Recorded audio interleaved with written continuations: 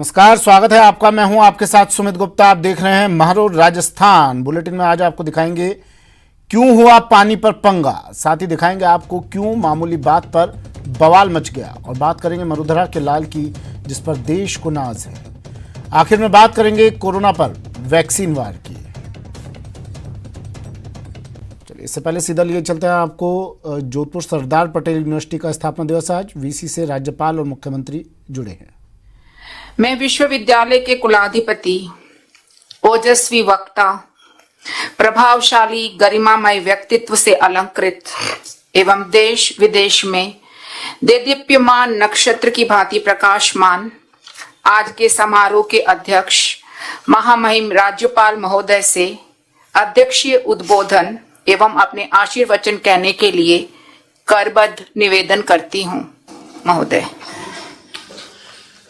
आज के कार्यक्रम के मुख्य अतिथि राज्य के माननीय गतिशील व्यक्तित्व के धनी मुख्यमंत्री आदरणीय श्री अशोक गहलोत जी,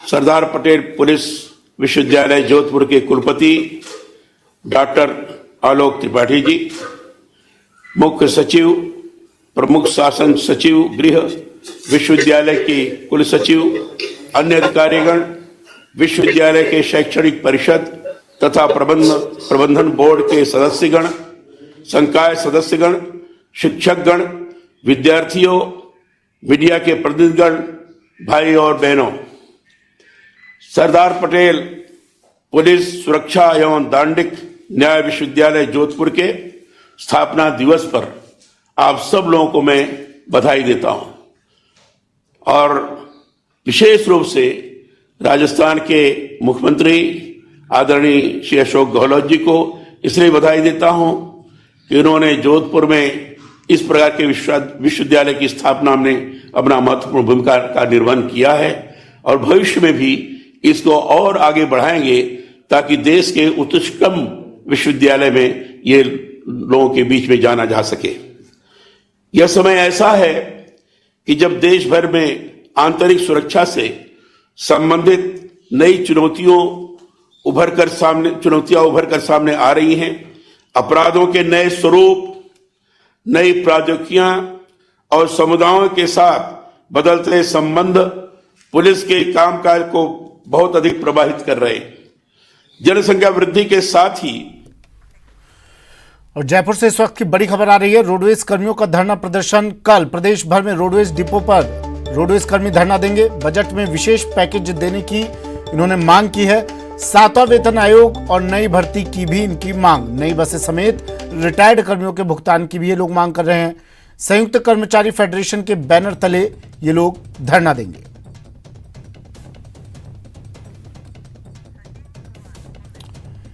सचिन मेरे सहयोगी हमारे साथ फोन लाइन पर जुड़ गए हैं। सचिन, क्या मांगे हैं, क्यों ये धरना प्रदर्शन कर रहे हैं? देखिए सुमित, राजस्थान रोडवेज पिछले सरकार से ही लगातार प्रदर्शन कर रही है। इस बार जो प्रदर्शन हो रहा है वो फेडरेशन की तरफ से हो रहा है। भारतीय मजदूर संघ का जो संगठन है, राजस्थान संयुक्त फेडरेशन कर्मचारी महासंघ, उसकी तरफ से प्रदर्शन हो रहा है। और मांग ये की जा रही है कि जो वादे सरकार ने किए थे उनको पूरा किया जाए। मुख्य तौर पे 7वां वेतन आयोग लागू किया जाए, क्योंकि राजस्थान रोडवेज एकमात्र ऐसा बोर्ड बचा हुआ जिसमें 7वां वेतन आयोग लागू नहीं हुआ, जबकि पिछले 3 साल पहले ही बाकी सभी सरकारी कर्मचारियों को लाभ मिल चुका है।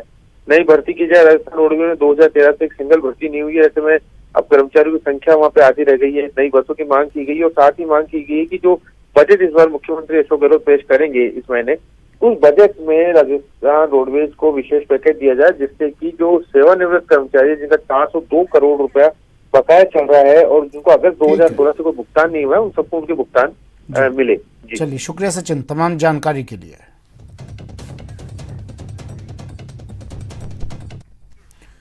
खबर कोटा से। कोटा में शिवपुरी और श्यामनगर इलाके में पिछले कई दिनों से कम दबाव से जलापूर्ति हो रही है, जिसे लेकर महिलाओं और पार्षदों का जलदाय विभाग प्रशासन के खिलाफ जमकर गुस्सा फूटा। शिवपुरी के पार्षद जितेंद्र सिंह और श्यामनगर के पार्षद प्रदीप कसाना के नेतृत्व में दोनों इलाकों की महिलाएं जलदाय विभाग के अकेलगढ़ वाटर फिल्टर प्लांट जा पहुंची और प्लांट का मेन गेट बंद कर जमकर प्रदर्शन किया। थाली बजाकर धरना दिया। मौके पर पहुंचे जलदाय विभाग के अधिशासी अभियंता से पार्षदों और प्रदर्शनकारी महिलाओं के बीच वार्ता हुई। और अधिशासी अभियंता ने पार्षदों और प्रदर्शनकारी महिलाओं को आश्वस्त किया कि आज ही उनकी समस्या का समाधान किया जाएगा, जिसके बाद मामला शांत हुआ।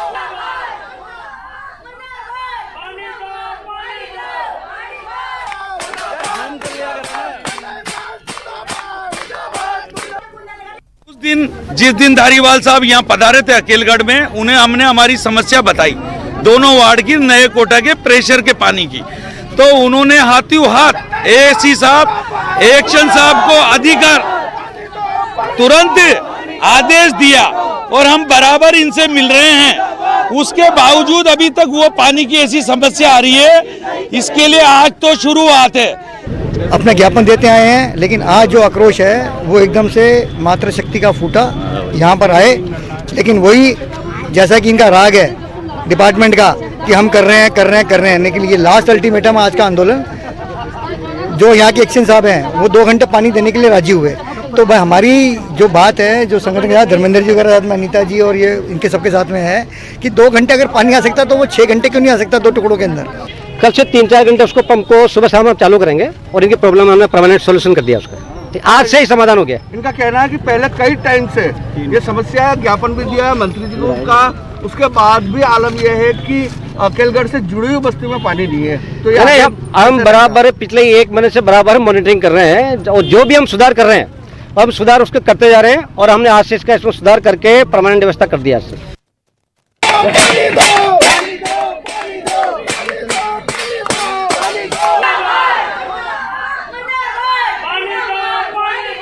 कोटा से सहयोगी अर्जुन अरविंद हमारे साथ फोन लाइन पर जुड़ गए हैं।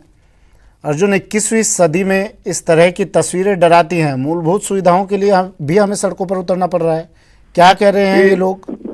जी, इन लोगों का कहना ये जो वाटर फिल्टर प्लांट है अकेलगढ़ राजवाटर रोड का शहर का, पूरे शहर की सप्लाई यहाँ से होती है और प्लांट के अगल बगल में ही ये दोनों आवासीय इलाके हैं जहाँ पर कम दबाव से पानी आ रहा था। पिछले कई दिनों से बार बार पार्षदों को शिकायत की जा रही थी, पार्षद जल विभाग के अधिकारियों से संपर्क कर रहे थे और समस्या का समाधान की मांग कर रहे थे। लेकिन जब बात जो वो आगे तक बड़ी समस्या का समाधान नहीं हुआ, तो आज पार्षदों के साथ जो इलाके की महिलाएं हैं वो अकेलगढ़ फिल्टर वाटर प्लांट में पहुंची और उन्होंने प्रदर्शन किया। प्रदर्शन ही नहीं किया, उन्होंने वहां पर चम्मच, थाली, प्लेट भी बजाए, मटकियां भी फोड़ी और प्रशासन को चेताया कि अगर आपने जो इलाका बिल्कुल वाटर फिल्टर प्लांट के हेड पर है, जहां से शुरुआत सप्लाई की होती है, उसी इलाके में इस तरह की समस्या का सामना उन लोगों को करना पड़ रहा है, तो लोगों का कहना है कि बाकी पूरे शहर का क्या हाल होगा।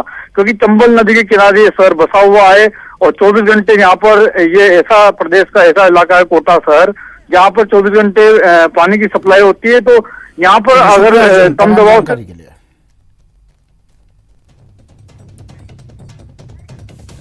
आज वर्ल्ड कैंसर डे है। स्वास्थ्य भवन में इसे लेकर एक कार्यक्रम आयोजित किया गया है। चिकित्सा मंत्री रघु शर्मा संबोधित करेंगे। वो बढ़ेगी। प्राइवेट सेक्टर में जैसे महावीर कैंसर बहुत अच्छा काम कर रहा है, लेकिन हमारा तो थ्रस्ट है कि हुई क्यों बीमारी, ये बीमारी होनी नहीं चाहिए, उसी पे हम लोगों का जोर रहना चाहिए। मैं आप सब लोगों को यही आज के दिन निवेदन करना चाहता हूं कि हम लोग जो राइट टू हेल्थ की बात गवर्नमेंट कर रही है और उसको जल्दी हम अमली जमा भी पहनाएंगे राजस्थान में, लेकिन हम सब लोग अपने अपने दायित्वों का गंभीरता से निर्वहन करेंगे तो राजस्थान रोग मुक्त भी होगा, राजस्थान कैंसर मुक्त भी होगा। आप सब लोग आए, मैं आप सब लोगों का आभार व्यक्त करता हूं और हम एक संकल्प के साथ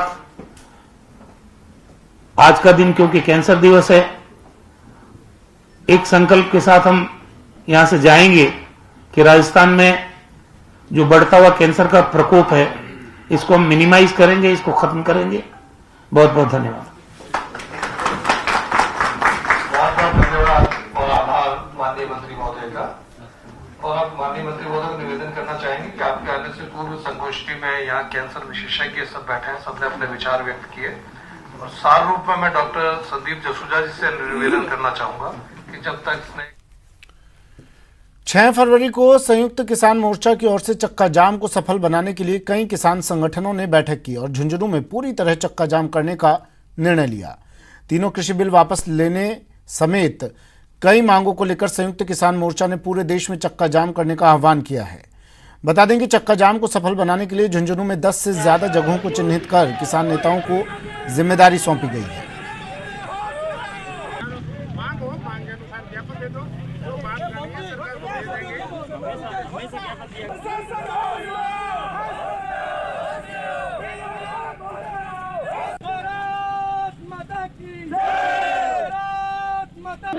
जिंदाबाद जिंदाबाद छात्र शक्ति जिंदाबाद हक मांगते हैं किसी से भीख मांगते जब जब छात्र बोल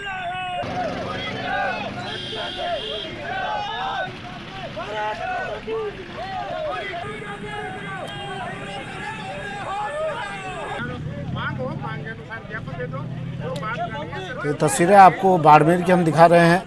एबीवीपी के छात्रों ने प्रदर्शन किया है। बाड़मेर कॉलेज के बाहर अपनी कई मांगों को लेकर एबीवीपी के छात्रों ने जबरदस्त प्रदर्शन करते हुए रास्ता जाम कर दिया। छात्रों ने अपने कॉलेज की लंबित मांगों को लेकर टायर जलाकर रास्ता जाम कर राज्य सरकार के खिलाफ जमकर नारेबाजी की। इतना ही नहीं, राजकीय महाविद्यालय प्राचार्य को कॉलेज में बंद कर ताला जड़ दिया। प्रदर्शन के दौरान पुलिस की मौजूदगी में एबीवीपी के छात्रों ने आत्मदाह की धमकी दी। 6 फरवरी को संयुक्त किसान मोर्चा की ओर से चक्का जाम को सफल बनाने के लिए कई किसान संगठनों ने बैठक की और झुंझुनू में पूरी तरह चक्का जाम करने का निर्णय लिया।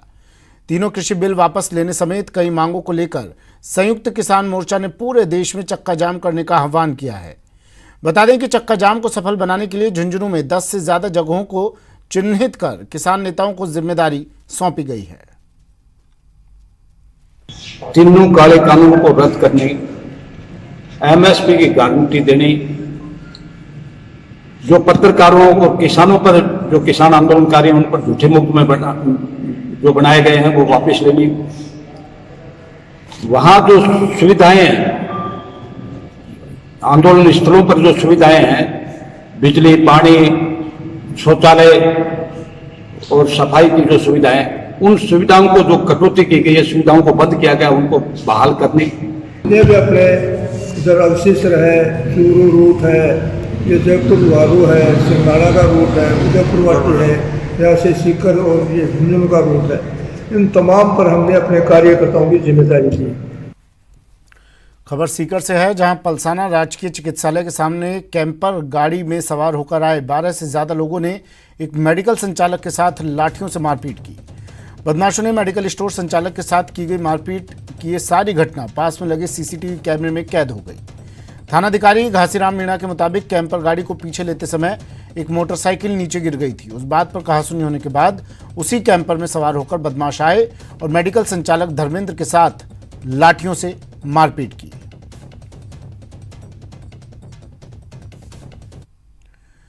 बाड़मेर में सरकारी जमीन पर कब्जा करने वालों की अब खैर नहीं है। सरकार के अलग अलग विभागों की जमीन को कब्जा कर उसे लाखों में बेचने वालों के खिलाफ कार्रवाई की गई। अतिक्रमण निरोधक दस्ते ने कार्रवाई करते हुए वन विभाग की जमीन पर सालों से काबिज लोगों को हटा दिया। वन विभाग की करोड़ों की जमीन से इन अतिक्रमण को भारी पुलिस बल की मौजूदगी में हटाया गया। वहीं कार्रवाई के दौरान लोगों के विरोध और उपद्रव की आशंका के चलते मौके पर पुलिस जाब्ता मौजूद रहा। जो फॉरेस्ट की वन विभाग की ज़मीन है उस पर अवैध कब्जा लोगों ने किया हुआ है। इसके संबंध में फॉरेस्ट विभाग ने अपनी कार्रवाई करके कानून व्यवस्था बनाने के लिए जिला कलेक्टर महोदय को प्रार्थना पत्र दिया था। उसी आदेश की पालना में आज ये वन विभाग अपने अतिक्रमण अपनी भूमि से जो अतिक्रमण हटा रहा है।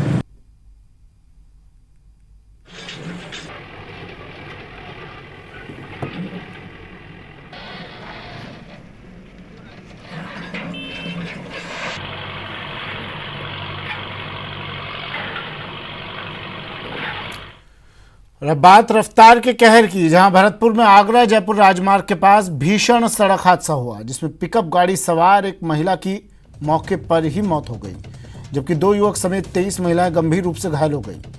कोटा में एक सड़क हादसे में बाइक सवार सफाई कर्मी की मौके पर ही मौत हो गई। दरअसल तेज रफ्तार से चल रही बाइक सड़क किनारे लगे बिजली के खंभे से जोरदार टकरा गई। बीकानेर में ट्रक और ट्रॉली की भिड़ंत में 2 लोग घायल हो गए। सड़क पर खड़ी ट्रॉली से ट्रक की भिड़ंत हुई। ट्रक में सवार 2 व्यक्ति घायल हो गए।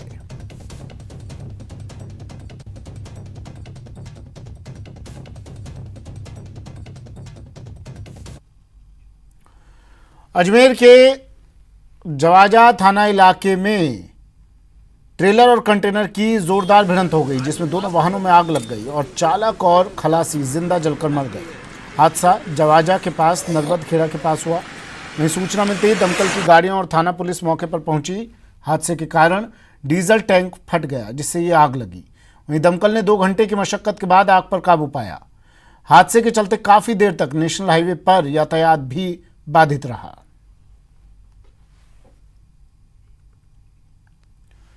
वहीं राजसमंद में नाथद्वारा कांकरोली मार्ग पर एक कंटेनर ने बाइक को चपेट में ले लिया। हादसे में बाइक सवार 2 युवकों की मौके पर ही मौत हो गई, जबकि एक अन्य गंभीर रूप से घायल हो गया। सूचना के बाद मौके पर पहुंची पुलिस ने घायल को जिला आरके चिकित्सालय भिजवाया, जहां से उसकी हालत गंभीर होने पर उसे उदयपुर रेफर कर दिया। पुलिस ने दोनों शवों को जिला चिकित्सालय की मोर्चरी में रखवा दिया है।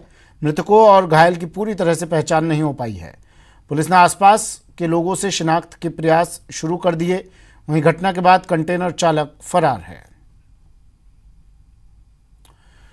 भरतपुर में आगरा जयपुर राजमार्ग पर टैंकर की चपेट में एक पिकअप वैन आ गई। हादसे में पिकअप गाड़ी सवार एक महिला की मौके पर ही मौत हो गई, जबकि 2 युवकों समेत 23 महिलाएं गंभीर रूप से घायल हो गई। सूचना पर पुलिस ने मौके पर पहुंचकर घायलों को जिला अस्पताल में भर्ती करवाया। वहीं हादसे के बाद राजमार्ग पर जाम की स्थिति बन गई। बाद में डहरा मोड़ पुलिस ने क्रेन की सहायता से पिकअप गाड़ी को सड़क किनारे कर यातायात सुचारू किया।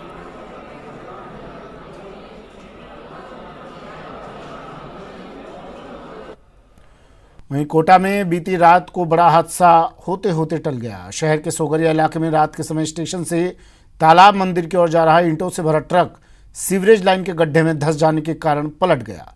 इस हादसे में एक स्कूटी सवार युवती की जान बच गई और उसकी स्कूटी भरभरा कर ट्रक से बिखरी ईंटों के नीचे दब गई। हादसे को लेकर क्षेत्र के वार्ड पार्षद और स्थानीय लोगों में आरयूडीपीआई के अधिकारियों पर जमकर गुस्सा फूटा। शुक्र है ऊपर वाले का कि कोई जनहानि नहीं हुई है। मैं प्रार्थना करती हूँ ऊपर वाले से कि जिस बच्ची जो एक्टिवा से जा रही थी वो बच्ची भी इसके नीचे दबी है, लेकिन कुछ लोगों ने सतर्क होकर उस बच्ची को बचा लिया गया है। टीवी पर पहली बार आ रहा है एक अनोखा शो। नेटवर्क 18 की एक खास पेशकश बायजूस यंग जीनियस 6 फरवरी को शाम 7:30 बजे न्यूज 18 राजस्थान पर देखिए ओडिसी डांस की वंडर किड श्रीनिका को।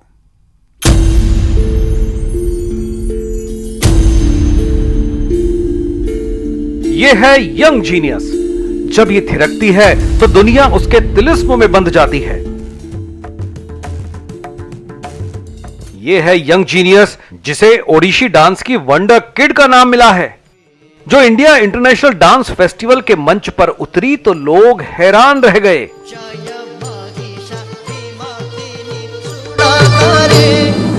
ये है यंग जीनियस जो सिर्फ 10 साल की उम्र में कई देशों में अनगिनत फैन बना चुकी है, जो सिर्फ 4 साल की उम्र में ओडिसी प्रतिभा का खिताब जीत चुकी है। नेटवर्क 18 पर एक अनोखा शो दंग करने वाली बेंगलुरु की श्रीनिका पुरोहित के साथ। मेरा नाम श्रीनिका है, मैं 10 साल की हूँ। मैं एक ओडिसी क्लासिकल डांसर हूँ and I am from Bangalore. जो इंटरनेशनल मंच पर भारत की तरफ से डांस करने वाली सबसे छोटी उम्र की डांसर्स में से एक है, जो सिंगापुर, जापान और अमेरिका में डांस शो करके धूम मचा चुकी है। ओडिसी एक बहुत ग्रेसफुल और ब्यूटीफुल डांस फॉर्म है। मुझे ओडिसी को ऊंचाई पर लेके जाना है और मुझे भी एक बहुत फाइन ओडिसी डांसर बनना है, जिसका घर और घराना ही ओडिसी डांस में रचा बसा है। जो अपनी मां के साथ मंच पर मुद्राएं बनाती है तो अलौकिक माहौल बन जाता है। जिसने 4 साल की उम्र से खिताब जीतने शुरू किए, जो न सिर्फ अपनी मां बल्कि अपनी दादी से भी नृत्य की बारीकियां सीखती रही। आ रही है ये यंग जीनियस।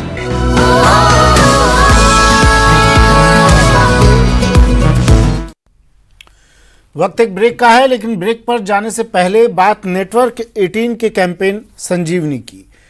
कोविड-19 महामारी ने परस्पर निर्भरता की भावना को सुदृढ़ किया है, जिससे पूरा देश इस विपत्ति का एकजुट होकर मुकाबला कर सके।